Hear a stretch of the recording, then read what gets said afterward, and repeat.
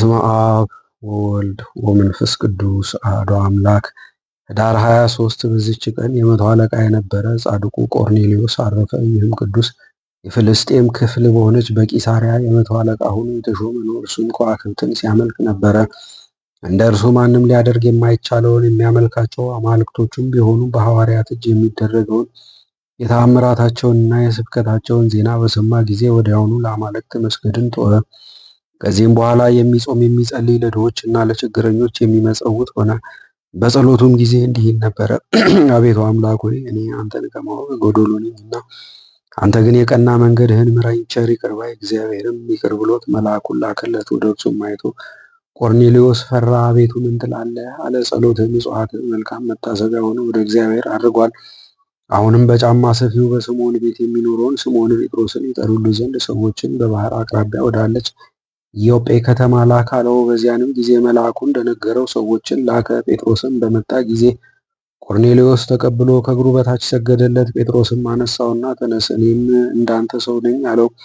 ከእርሱም ጋር እየተነጋገረ ገባ። ወደ እርሱ የመጡ ብዙ ሰዎችን አገኘ።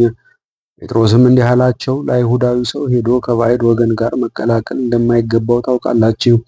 እኔን ግን ማንንም ማን ቢሆን እንዳልጸየፍ እግዚአብሔር አሳየኝ። አሁንም እንደላካችሁብኝ ሳልጠራጠር ወደ እናንተ መጣሁ። የጠራችሁኝ ለምን እንደሆነ እስቲ ንገሩኝ። ቆርኔሌዎስም ዛሬ አራተኛ ቀን ነው አለ። በቤቴ ውስጥ በ9 ሰዓት ስጸልይ አንድ ሰው ብርሃን ለብሶ ታየኝ። እንዲህም አለኝ፣ ቆርኔሌዎስ ጸሎትህ ተሰማ፣ ምጽዋትም በእግዚአብሔር ፊት ታሰበልህ። አሁንም ከባህር አቅራቢያ ወዳለችው ወደ ኢዮጴ ከተማ ላክና በጫማ ሰፊው በስምዖን ቤት የሚኖረውን ጴጥሮስ የተባለ ስምዖንን ይጥሩልህ። እርሱ አንተ የምትድንበትን ወገኖችም ሁሉ የሚድኑበትን ይነግርሃል። ያን ጊዜም ስለዚህ ወደ አንተ ላኩ። ወደ እኛ መምጣትህም መልካም አደረገ። አሁንም እግዚአብሔር ያዘዘህን ሁሉ ልንሰማ እነሆ ሁላችን በፊትህ አለን። ጴጥሮስም አንደበቱን ገልጦ ስለ ጌታችን ኢየሱስ ክርስቶስ ስለ ዓለሙ ሁሉ ድህነት ሰው መሆኑን መከራ ተቀብሎም ተሰቅሎ ስለመሞቱ ስለመነሳቱና ወደ ሰማይ ስለማረጉ ዳግመኛም በሕያዋንና በሙታን ላይ ለመፍረድ ስለመምጣቱ አስተማራቸው። የከበረ ቆርኔሌዎስም ከቤተሰቦቹ ሁሉ ጋር ክብር ይግባውና በጌታችን ኢየሱስ ክርስቶስ አመነ።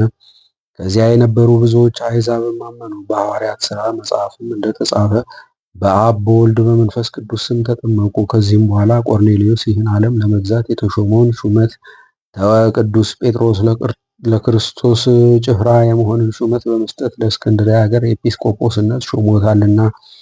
ወደ እርሷም ሄዶ ክብር ይግባውና በጌታችን ኢየሱስ ክርስቶስ ስም ሰበከ። ጣዖታትንም ለሚያመልኩ ስህተት መሆኑን ገለጠላቸው። ልባቸውንም እግዚአብሔርን በማወቅ ብሩህ አደረገላቸው። በፊታቸውም ተአምራትን አደረገ። ብዙዎችም አምነው ተጠመቁ። ከእነርሱም በኋላ መኮንኑ ድሜጥሮስን አጠመቀው። እግዚአብሔርንም አገልግሎ በሰላም አረፈ። ለእግዚአብሔርም ምስጋና ይሁን፣ በረከቱም ከእኛ ጋር ትኑር ለዘላለሙም አሜን። በዚህችም ዕለት ዳግመኛ የስሙ ትርጓሜ የእግዚአብሔር አገልጋይ የሆነ የነቢይ አብድዩ የዕረፍቱ መታሰቢያ ነው። ይህም ቅዱስ ከጠፍ በረሃ አቅራቢያ ካለች ሱሳም በምትባል አገር ካሉ ሰዎች ወገን ነው።